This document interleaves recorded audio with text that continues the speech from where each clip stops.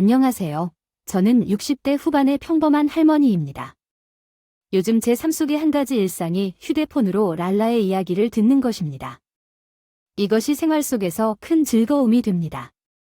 콩나물을 다듬거나 설거지를 하면서도 랄라의 이야기를 듣습니다. 이렇게 들으면서 사람의 삶이 참 다양하다는 생각이 많이 듭니다. 라디오를 듣던 옛날에는 주파수를 맞추느라 애를 먹기도 했었는데 이제는 휴대폰만 있으면 모든 것이 해결되는 세상이랍니다. 이런 변화로 인해 많은 격세지감을 느끼고 있습니다. 나이가 들면 예전 이야기를 많이 한다고 하지요. 예전에는 이랬는데 하고 말이에요. 과거를 그리워하며 그 시절로 되돌아가고 싶다는 기억을 품고 있는 사람들도 많습니다. 하지만 저는 현재가 가장 행복한 것 같습니다. 정말로 과거를 돌이켜봐도 돌아가고 싶은 순간이 단 한순간도 없습니다. 사람은 인생을 희노애락으로 말한다고 하지만 저에게는 기쁘고 즐거운 일이 거의 없었습니다.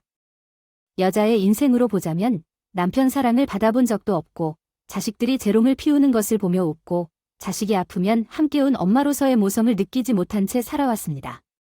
하지만 결혼을 하지 않고 혼자 산 것도 아니었고 결혼을 하고 아이를 낳는 것이 다른 사람들에겐 평범한 일상이지만 제게는 어려운 일이었습니다. 매일 자신을 원망하고 세상과 이별할 생각도 수없이 했습니다. 한국에 오면 또 한국에 살면서 인생의 쉼표도 찍지 못하고 살아왔던 것 같습니다. 인생의 절반을 눈물로 살아야만 했던 제 이야기 한번 들어주실래요? 소장농의 딸로 태어나 매일 같이 일하고 살았던 것 같습니다. 정말 너무나 가난했던 탓에 학교 다니는 것은 사치였습니다. 초등학교는 겨우 졸업했지만 중학교는 결국 돈 때문에 갈 수 없었던 형편이었죠. 그래서일까요? 교복을 입고 등하교하는 여학생들을 보면 왜 그렇게 부러운지? 길을 가다가 자주 멈춰서 머물렀습니다. 그때는 가난으로 고통받았고 이런 가난을 우울하게 여겼습니다. 가난을 내게 물려준 부모들을 못마땅하게 생각하기도 했습니다. 엄마, 나도 돈을 모아서 검정고시라도 준비해볼까? 졸업장이 없으면 요즘은 취직도 어렵대. 중고등학교 졸업장은 어쨌든 있어야겠지. 헛된 얘기 할 필요 없어. 그리고 넌 어떻게 돈을 모을 건데? 돈을 모으면 집을 부양해야지. 검정고시는 무슨 내먹는 검정고시야. 그러니까 이 집에서 벗어나고 싶으면 시집이나 가, 여자 팔자. 뚝딱 팔자라고. 만날 사람에 따라 삼끼 먹을 것도 결정되는 거야? 옷 입을 돈도 없는데 말야, 엄마. 모르겠냐 모르겠다 생각해보면 엄마가 웃는 모습은 단 한 번도 없었던 것 같습니다. 생각해보면 엄마가 웃는 모습을 본 적이 한 번도 없었던 것 같습니다. 그냥 매일 어떻게 하면 가족들 밥 굶기지 않고 살 수 있나 그 생각만 했습니다. 매일 가족들을 밥 한 끼라도 굶기지 않고 살 수 있는 방법을 고민했습니다. 아버지 또한 힘들게 일해도 제대로 돈도 벌지 못하고 무시만 당하는 그런 삶을 살았죠. 아버지도 힘들게 일해도 제대로 된 돈을 벌지 못하고 무시당하는 삶을 살았습니다. 전 그런 부모님을 보면서 절대로 난 부모님처럼은 살지 않겠다고 가슴에 새겼습니다. 내가 자식을 낳으면 돈이 없어도 웃음이 있는 가정을 만들어줄 거고 자식에게 누구보다 당당한 부모가 되어야겠다고 다짐했죠. 부모님을 보면서 난 결코 부모님처럼 살지 않겠다고 마음속 깊이 새겼습니다. 내가 자식을 낳으면 돈이 없어도 웃음 가득한 집을 만들어줄 것이고 자식에게 가장 당당한 부모가 되겠다고 다짐했어요.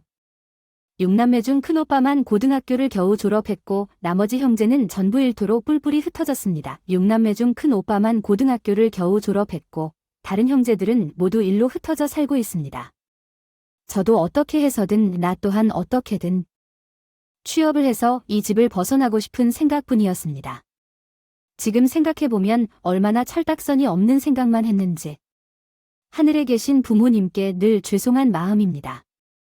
20살이 되던 해 엄마는 시장에 아주 작은 방앗간을 차렸고 전 그 방앗간에서 엄마 일을 도왔습니다. 다 큰 처자가 엄마 일을 거들고 있으니 시장 사람들에겐 제가 늘 이야기 거리 소재였죠. 아, 네 말 잔을 만나는 총각 없어. 그래 얼굴도 반반하니 지금 시집 보내면 딱 좋겠구먼. 바빠 죽겠는데 시집은 무슨. 갈 때 되면 다 가겠지? 아이, 그런 소리 말어.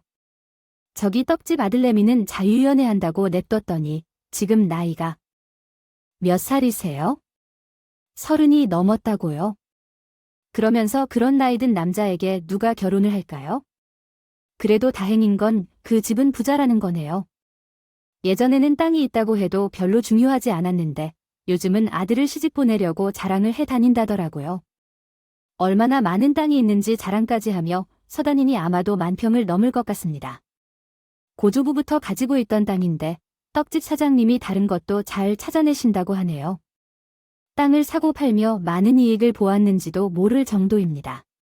전 제 이야기를 하든 말든 아예 듣지 않았어요. 특히 날 보고는 결코 결혼하지 않을 사람의 이야기는 더더욱 귀에 걸리네요. 닮지도 않았죠. 그런데 그날 밤에 엄마랑 아버지가 방에서 하는 대화를 듣게 되었습니다. 떡집 사장이 장 씨에게 그래서 시집 안 가냐고 했다는 얘기를 들었네요. 떡집 사장이 뭔데 남의 딸을 시집 가니까도 말이 많더라고요.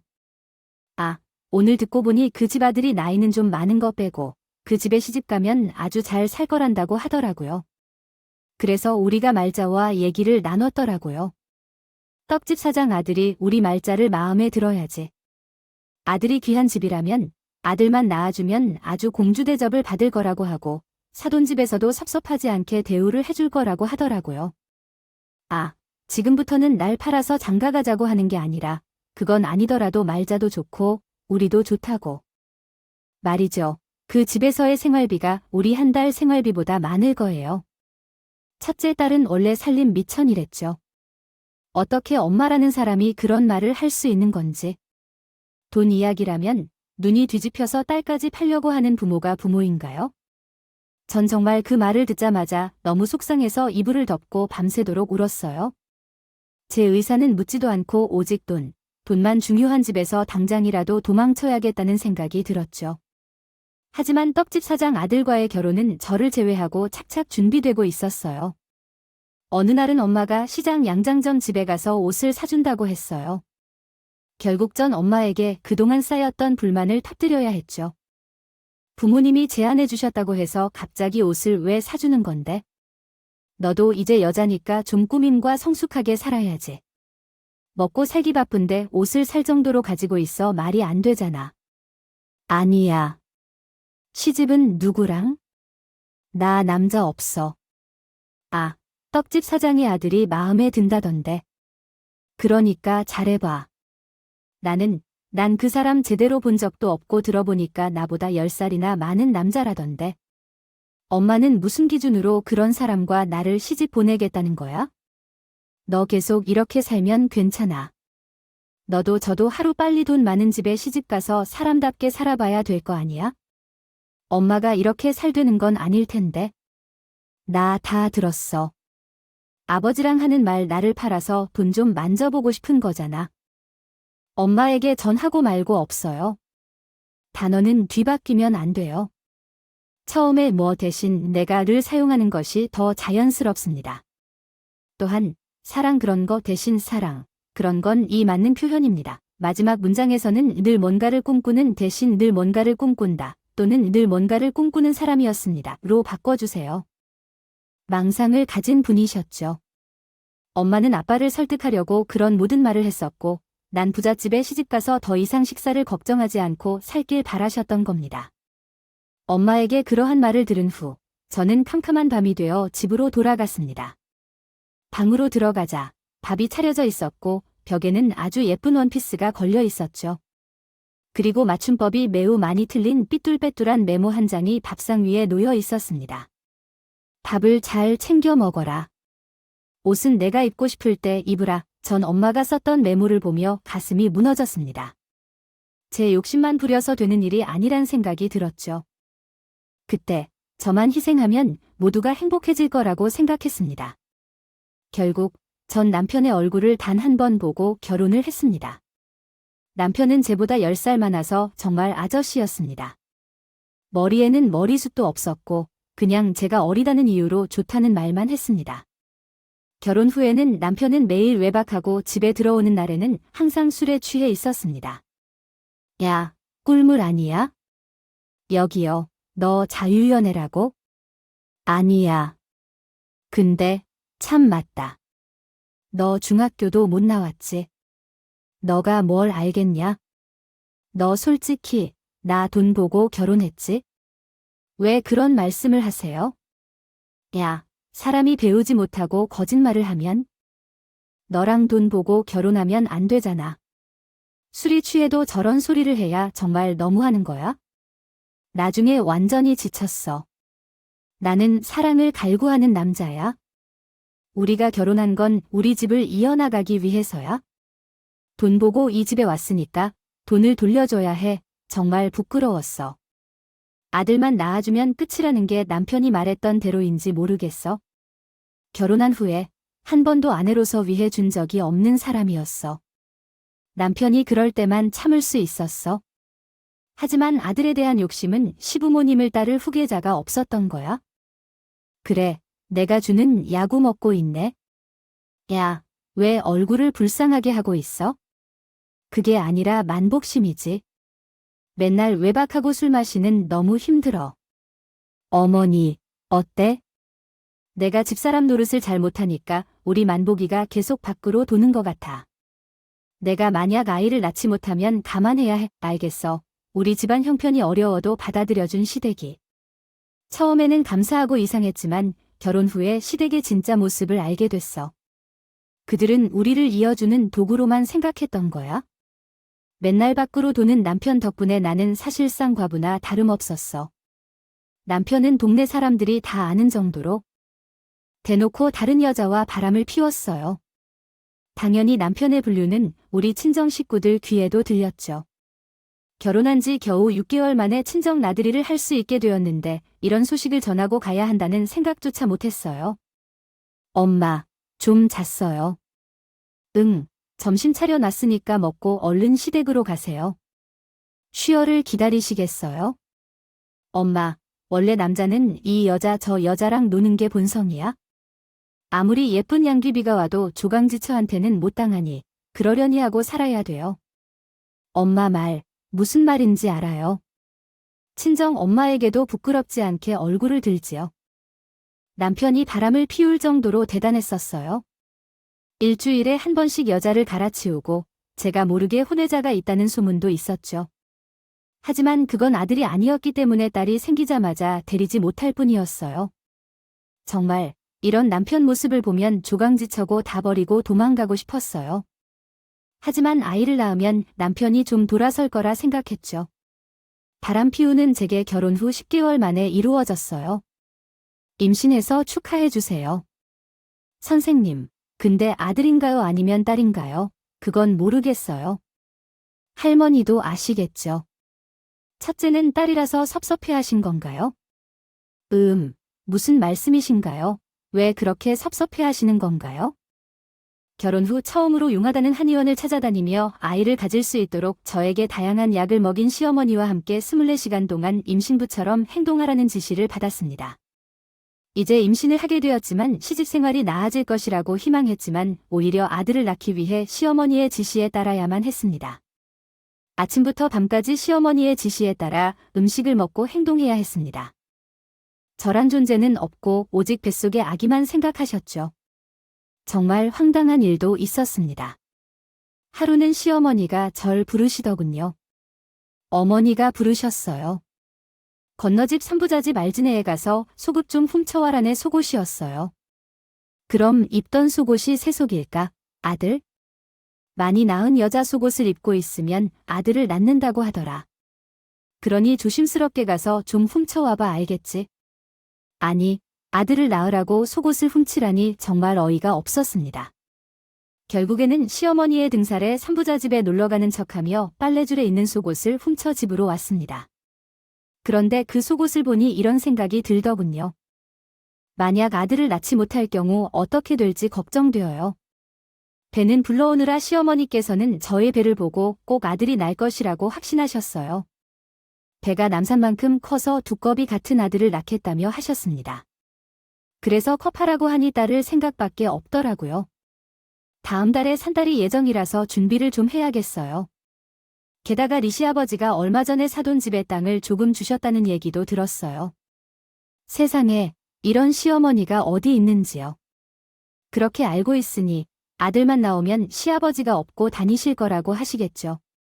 아들을 얼마나 기다리시는지 친정집에 땅을 주셨다는 소식을 듣고 전 기쁨보다는 어째서인지 불길한 생각이 들었어요. 혹시 만약에 아들이 아니면 어떡하지 하는 이런 불길한 생각은 10달 내내 제 머릿속을 떠나지 않았죠. 남편은 내가 아이를 가져도 별로 상관하지 않았어요. 그렇다고 남편이지만 아이 이름 정하는 것은 좀 고민 좀 해봤더라고요. 물어봤죠. 여보, 우리 아이 이름은 결정되지 않았으면 좋겠어. 이름 정하는 건 아버지가 알아서 하실 테니까 나이기 때문에 중요하다는 걸 내가 신경 써야 하나? 하지만 우리 자식이니까 네가 이름을 많이 지어줘서 고마워. 알았지만 만약에 딸이라면 어떡해? 엄마가 울 엄마가 무슨 점쟁이도 아니라고 하요. 몰라. 그냥 개똥이라고 해. 이름은 험하게 지어야 오래 산다고 하잖아. 전 남편이 저런 개똥 같은 소리를 할 줄 알았습니다.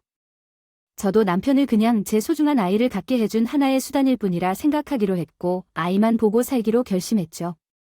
시부모며 남편이며 전부절 못 잡아먹어 안달이다 보니 전 아이에 대한 집착이 점점 더 심해졌던 것 같습니다. 어느 날 밤 갑자기 배가 아프기 시작했습니다. 여보, 그런데 남편은 새벽에 또 어딜 갔는지 보이질 않았고 전 시어머니 방으로 갔습니다. 어머님, 아이야, 밤에 어머니, 진통이야 산파를 불러야겠다고 이야 창인의 상파 좀 빨리 불러봐. 시어머니는 아이를 낳을 줄 알았기에 분만실을 집에 마련해 놓으셨죠. 당시에는 집에서 아이를 낳는 일이 아주 흔했어요. 힘내세요. 힘을 다해요. 진통을 견디며 15시간 후에 아이를 출산했고 그 후로 정신을 잃었습니다. 오랜만에 정신이 들어서 단잠을 자고 일어난 것 같았죠. 산파 할머니가 제 곁에 있었고 할머니는 아기를 안고 계셨어요. 아이는 건강한 건가요? 네, 매우 건강해요. 혹시 아들인가요? 딸인가요? 둘째는 아들이면 좋겠네요. 딸아, 이거 봐, 예쁘지?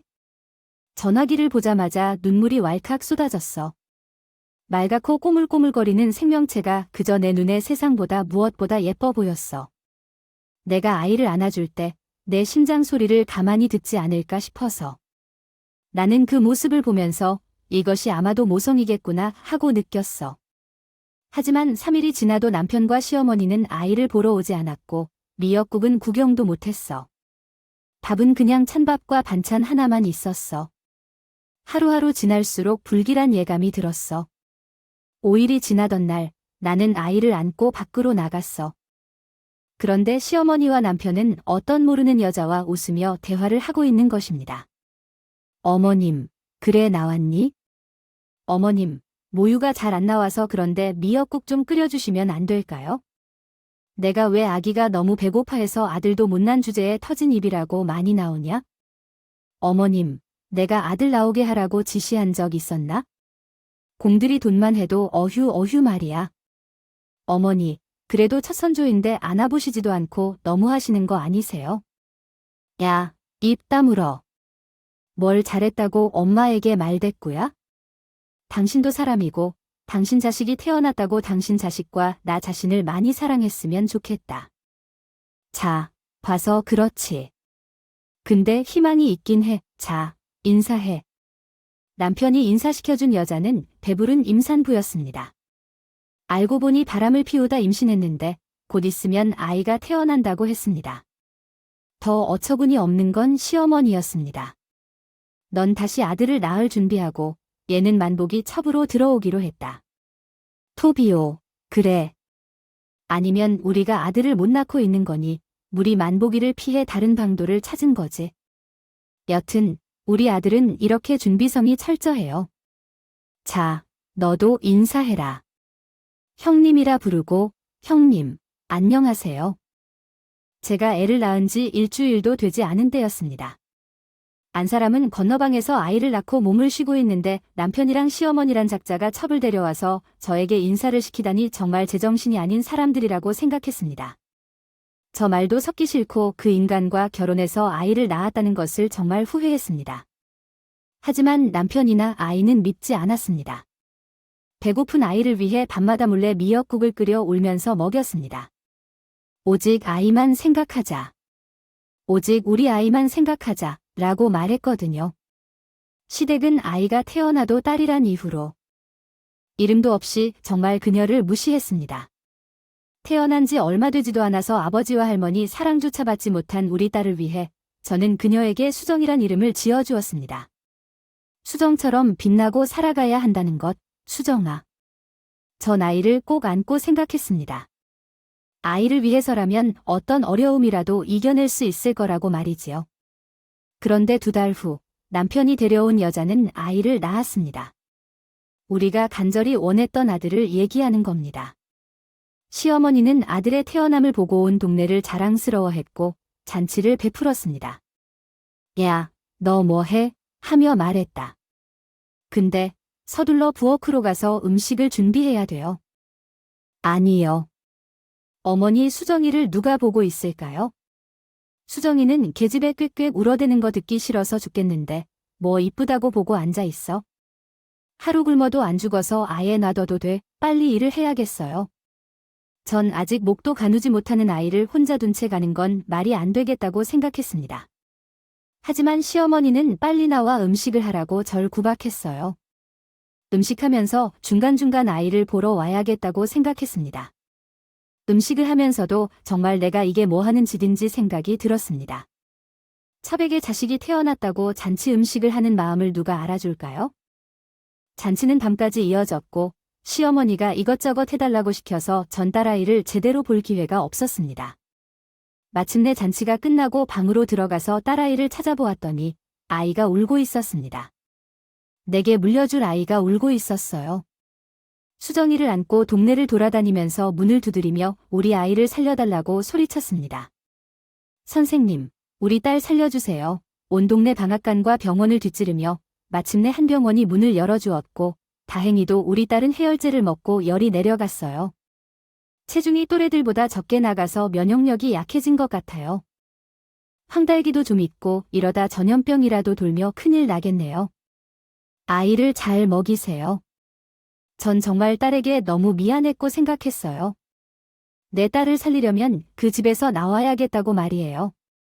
전 아파 축 처진 아이를 안고 친정집으로 갔어요. 그런데 친정집은 예전의 모습이 아니었어요. 키우던 닭도 되지 않았고 마치 집은 태어나 처음 보는 것처럼 보였어요. 엄마, 아빠를 부르지만 친정 부모님은 보이지 않았습니다. 그때 옆집 아저씨가 다가와서 말했어요. 안녕하세요. 혹시 우리 엄마 아버지는 어디 가셨는지 아세요? 아니, 말도 안 돼. 너무 제멋대로 말하는 거 아닌가? 너희 시어머니가 아들 못 봤다고 딱 내놓으라고 진상을 만들거나 돈을 퍼부었으면서 깽판을 치고 떠났다고 하니까. 그래서 우리 엄마 아버지도 전부 팔고 이사 간다고 하는데 연락을 못 받았냐고요? 재개하는 것도 그렇고 우리 친정 부모님까지 폐악을 부린다는 게 정말 이해할 수가 없어서 놀랐습니다. 우리 딸을 상처 주는 죄, 우리 친정 부모님의 마음에 대못을 박은 죄를 벌하기로 결심했습니다. 야채만 나온다 하면서 무슨 소리야? 야, 너 미쳤어. 너 진짜 미쳤어요. 지금 내가 미치지 않으면 도저히 살 수가 없어요. 지금 장군이 자고 있어요. 조용히 해주세요. 이건 진짜로 말로 표현하기 어렵네요. 네 새끼는 열이 나서 저승길 갈 뻔했었어. 너 잠이 오냐? 그리고 내 엄마가 우리 부모님 동네에서 쫓아냈던 거 알고 있지? 알면서도 왜 나한테 한마디도 안 해주고? 야, 네가 아들 못 낳아서 생긴 일인데 누구한테 행패야? 행패는 날아오면 다 죄인이에요. 왜 그런 짓을 하신 거예요? 저거 말 조심해봐, 아휴. 이혼해. 뭐, 너 같은 인간이랑 1초도 있기 싫고 이 집에서 나 못 살아. 그 잘난 아들이랑 어제 잘 먹고 잘 살아보면 알게 될 거야. 그래, 그럼 70%는 남기고 갈게. 내 딸이니까 내 핏줄이기 때문이야. 그러니 이혼을 원한다면 군소리 말고 빨리 떠나거나 이곳에서 직원처럼 살던가. 지금 나는 2가지 선택 중 하나를 해야 해. 당시 내가 왜 그런 선택을 했는지 땅을 치며 후회해. 그때 내가 딸을 다시 찾을 수 있다고 생각했기에 어떻게든 자리를 지켰었지. 딸을 찾으러 오겠다고 생각했어? 너희 집안 사람들은 정말 역겨워. 나도 그들과 같은 사람이 될까 무서워. 이혼하자. 내 딸을 꼭 찾아올 테니 내 딸에게 손 하나라도 대면 가만두지 않을 거야. 그 길로 나온 후에는 시아버지 집에서 머물렀다가 자신의 딸에게 부끄러운 엄마가 되기 싫어서 악착같이 돈을 벌었습니다. 한 푼이라도 더 벌기 위해 새벽까지 일했으며 먹고 입는 것도 그냥 살기 위해서 했습니다. 돈을 버는 기계처럼 일했지만 항상 머릿속에 떠나지 않는 것은 딸을 찾아야겠다는 생각이었습니다. 그렇게 3년이나 지난 후 작은 국밥집을 오픈했고 장사가 아주 잘 되었습니다. 국밥집을 차렸을 때 주변 상인들은 저에게 독해도 이렇게 독할 수 없다며 혀를 찬 것입니다. 한 달 매출이 엄청 떠들어서 그 돈을 어디다 쓰냐고 바쁘게 말하지 말라는 사람들도 있었습니다. 또한 여자분 남편도 없다고 했습니다. 시집 안 가시렵니까? 시집은 아직 한창이신데 실례지만 가야겠네요. 제가 주선해 드릴까요? 과거에 대해서는 아무도 모르셨어요. 제가 이혼을 했는지도 딸이 있는지도 말이죠. 워낙 낮잡아서 말하는 분들이시라 그냥 그러려니 했는데 왜 그리 신경 쓰시는지 모르겠어요. 결국 전 알고 있던 상인의 손에 끌려서 선자리에 나가게 되었어요. 여기는 정말 여기는 이영덕이길래 서로 인사를 나누었어요. 안녕하세요. 안녕하세요. 그러면 두 분 이야기를 나누시다가 저는 여기서 빠질게요. 파이팅. 우리 둘은 아무 말도 못하고 정적이 흘렀어요. 그때 이런 생각이 들었어요. 이 분한테는 솔직해져야겠다고요. 제대로 알지 못했다면 서로에게 상처를 줄 뿐이었으니까요. 3년 전에 이혼했고 딸도 있어요.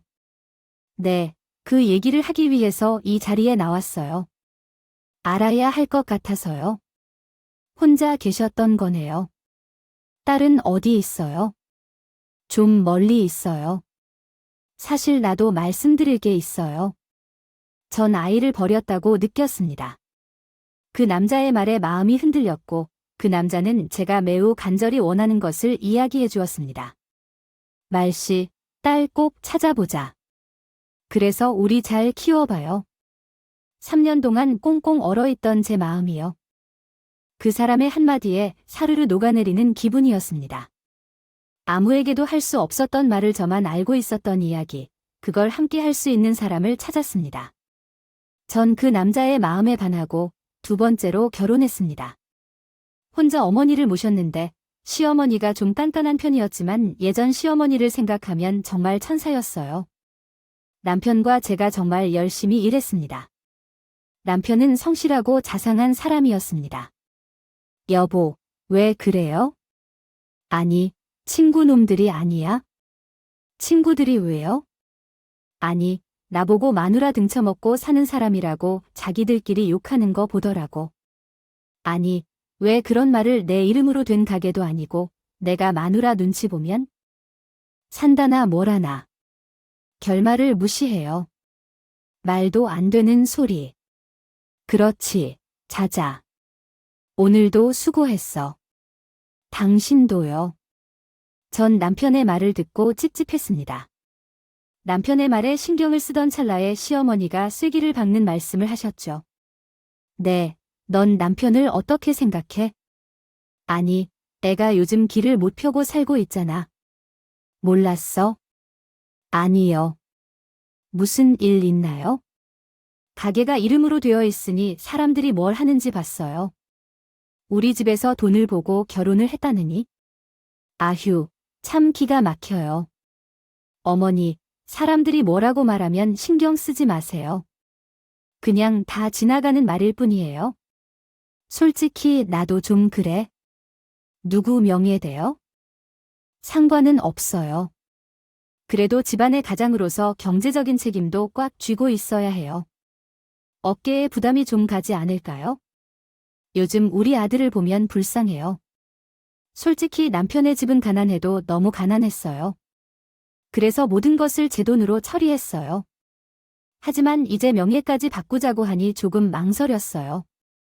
그런데 여보, 우리 이제 딸을 찾으러 가야 할 것 같아요. 여보, 제가 괜히 이것저것 걱정해서요. 당신이 무슨 생각을 하는지 못 알아들어서요. 여보, 정말 고마워요. 딸을 찾으러 가려고 몇 번이나 생각했는데 발길이 떼지 못했어요. 그래, 엄마 마음이 다 그렇지. 가게는 신경 쓰지 말고 다녀와. 엄마한테는 내가 잘 말해 놓을게. 고마워요, 여보. 그리고, 여보, 집이랑 가게를 당신 명의로 하는 것이 좋을 것 같아요. 생각해보니 당신이 우리 집 가장이지만 내가 생각이 좀 짧았어요. 정말이에요. 이번에 이전하고 수정이를 데리러 다녀올게요. 고마워, 여보. 우리 수정이한테 좋은 아빠가 되게. 정말 고마워, 여보. 제 딸의 좋은 아버지가 됐다는 남편의 말에 전 아무 의심도 없이 명의를 이전해 주었고 딸을 찾으러 나섰습니다. 참 오래 살았던 동네였지만 왜 이렇게 낯선지 내가 잘하고 또 제 딸을 낳은 곳이기에 두려움 없이 전 시댁으로 찾아갔습니다. 계세요. 누구세요? 어디서 많이 봤는데 내 딸 우리 수정이 찾으러 왔어요. 여보, 창근이 아빠, 어머니, 그러니까 저희 등장으로 온 집안은 아수라장이 되었어요. 시어머니는 저를 보자마자 소금을 가져와서 뿌렸고 전 남편은 그것을 보며 아주 야비하게 웃고 있었어요. 여기가 어디냐고 와, 안 나가, 내 딸 데리러 왔어요. 큰 소리 내기 싫으니까 빨리 우리 수정을 보여주세요. 수정아, 아무리 불러봐도 안 나와, 나훈아. 뭐냐, 내 딸.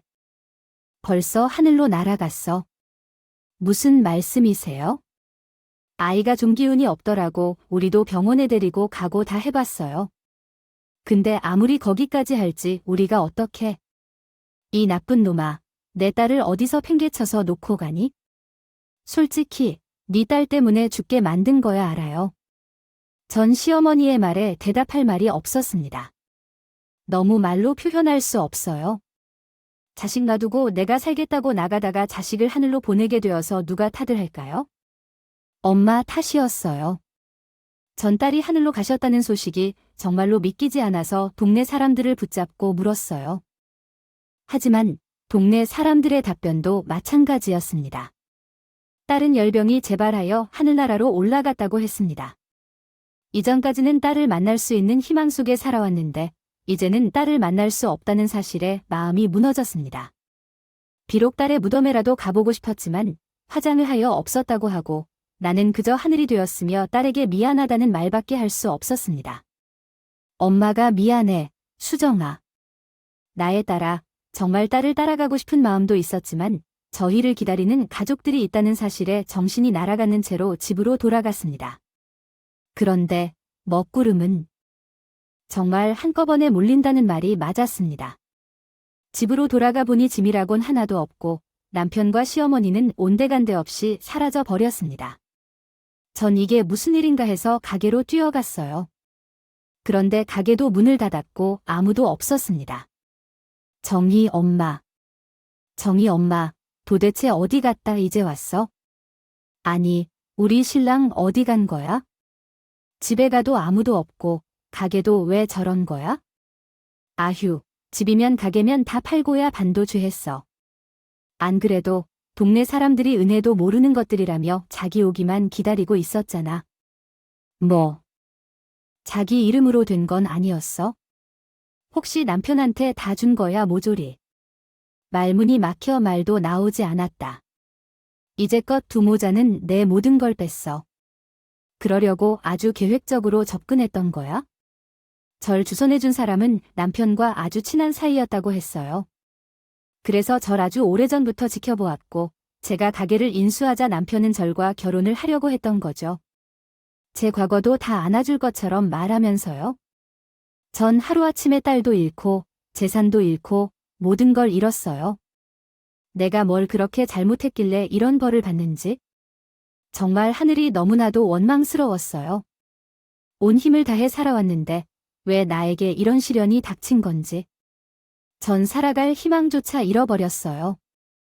지역 주민들의 도움을 받아 작은 방 한 칸을 얻어 살게 되었지만 전 삶이 산성 같았습니다.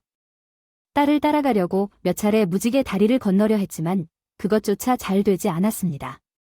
그럴 때마다 지역 주민들이 도와주었고 전 정말로 제 삶이 너무 부끄러워서 사람들을 만나는 것조차 두려워했습니다. 결국 전 살던 동네를 떠나 멀리 달동네로 이사를 가게 되었고 거기서 참으로 어려운 시기를 보냈습니다. 가난이 그토록 미워했던 제가 이제는 가난해도 제발 살아가고자 했으면 하는 희망을 찾고자 했습니다. 그렇게 생각했던 중 독거 노인들을 돕는 밥차를 운영하는 곳에서 일하게 되었습니다.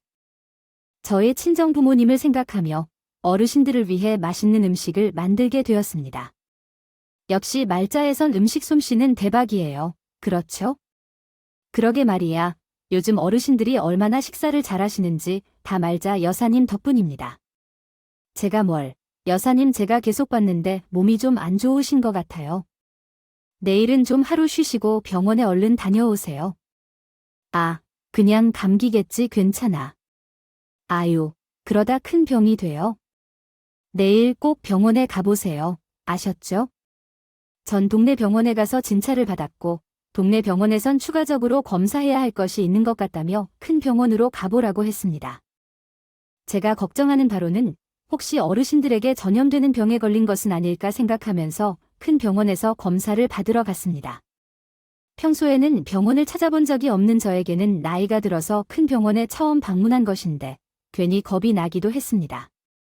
여러 가지 검사를 받고 나서 담당 의사를 만나러 가서 어서 오세요 라며 말한 것은 참점고 예쁜 여의사 선생님이었습니다. 의사 선생님을 보니 이상하게 마음이 한결 편안해지면서 병원에 오기 전에 두려움이 금방 사라진 것 같았습니다. 감사 결과를 알기 위해서는 시간이 좀 걸릴 것 같습니다. 의심스러운 부분이 있어서 추가적으로 한두 가지만 더 검사하고 가시면 될 것 같아요. 근데 제가 뭐 큰 병이 아니라도 아니에요.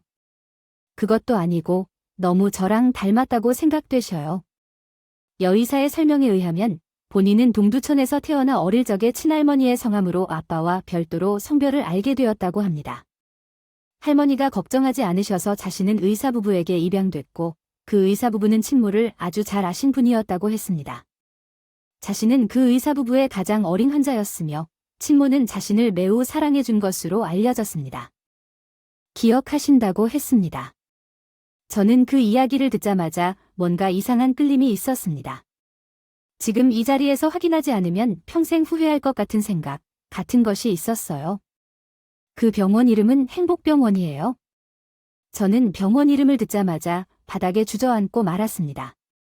제 딸 수정이가 열병이 나서 밤새 동네 병원 문을 두드리며 다녔던 일을 기억하고 젊은 의사가 밤늦게 수정이를 진찰해준 일을 모두 기억했습니다. 동두천 행복병원 그리고 어머니, 제 이름이 수정인 건 어떻게 아셨어요? 제 어렸을 때 이름인데 어머니가 자식 이름을 모르면 어머니가 아니에요. 아이고. 정말. 엄마야.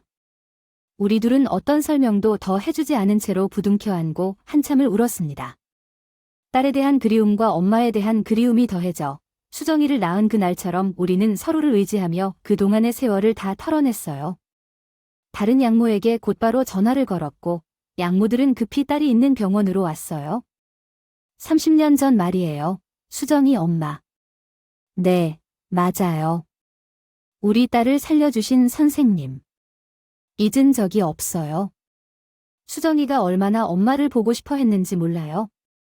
우리는 얼마나 엄마를 찾았어요. 부모님은 엄마를 찾으려고 했는데 옛날 할머니 집에도 갔지만 모른다고 해서 엄마를 찾을 방법이 없었어요. 미안해요. 분명히 딸을 찾으러 갔었는데 그때 그 집에 갔던 사실을 수정이 양부모에게 알려줬더라도 이렇게 오랜 세월을 떨어져 있지 않았을 거예요. 내가 미안해. 엄마가 놀랄까봐 말하지 못했던데 어머나 이렇게 울면 안 돼요 엄마. 팔에 문제가 좀 있어요. 너무 신경 쓰거나 격한 호흡하면 안 돼요.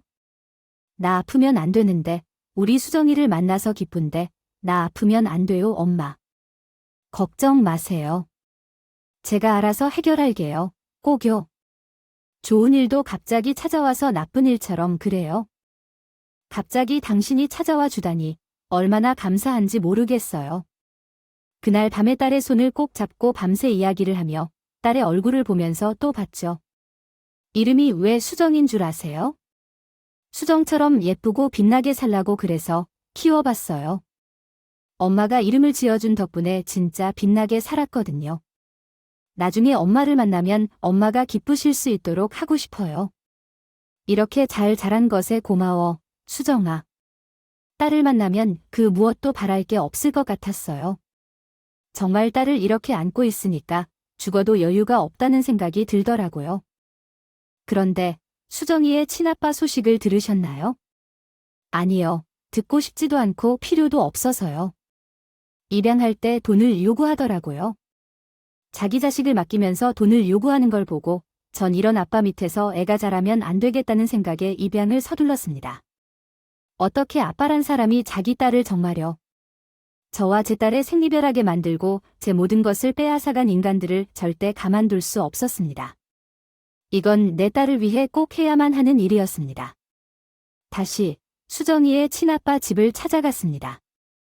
그런데 20년 전쯤 그곳을 방문했을 때는 동네에서 최고 부자였지만 그 부잣집은 재개발로 인해 흔적도 없이 사라져 있었어요. 수소문 끝에 두 모자를 만나게 되었고 만나자마자 정말 사람은 나쁜 짓을 하고는 제대로 살 수 없다는 걸 깨달았어요. 거짓골도 그런 거짓골이 없었거든요. 수정이는 친아빠가 시장 채소 가게에서 상한 채소들을 대신 처리해주고 그것으로 배를 채워가며 사는 것을 들렸어요. 내 말이 맞아. 기억하고 있어.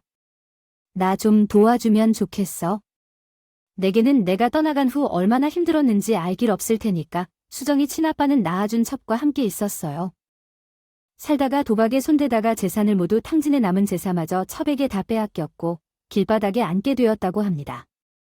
수정이의 친할머니는 그 충격으로 화병에 걸려 세상을 떠나고 말씀하셨어요. 수정이도 기억이 나는 게 있어요. 수정이야. 그래, 우리 딸. 우리 딸. 웃기지 마, 내 딸이지. 내가 언제? 수정이, 아빠가 나눠준 적 있어? 그때는 엄마 성공에 못 이겨서 내 딸 수정이가 지금 의사가 됐어. 당신 거를 보니까 아빠가 있었다는 사실을 말하기조차 부끄럽다. 정말 의사 아니 그거야 내 덕분이야? 내가 그 병원 집으로 입양 보냈다고? 내 딸이 의사라니. 아이 수정이야한테. 찾아보러 가봐야겠어. 아빠가 여기 갑자기 살아있다고 하네. 당신 덕분인가 봐. 딸이 팔아먹었다고 생각한 오늘 왜 여기 온 건지 모르겠어? 당신 수정이 앞에 조금이라도 얼씬거리면 내가 가만두지 않을 거라는 경고를 전하러 왔어. 그래서 그 처진 배추 쪼가리처럼 그냥 쭈그리고 살기로 했어. 이야기가 끝나자마자 배추 쪼가리로 수정이 아버지의 머리를 후려치고 말았어. 정말 30년 동안 묵은 증오가 싹 사라져가는 기분이었어. 두 번째 남편은 전국을 돌며 저뿐만이 아니라 다른 여자들에게도 사기를 치다가 모두 잡혀 모자 사기 조직으로 구속되었고 나 또한 그 모자 사기 조직의 피해자 중 한 명이었어. 다시 한번 그 인간들을 고소했습니다. 제 병도 노력의 결과로 많이 회복되었고 이제 수정이와 매주 등산도 즐길 만큼 건강해졌어요.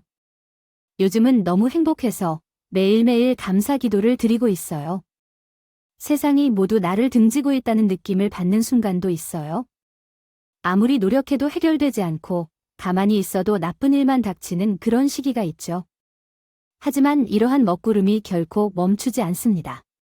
억수 같은 어려운 길을 걸어가고 천둥번개로 우리를 두렵게 해도 언젠간 맑은 날이 오게 될 거예요.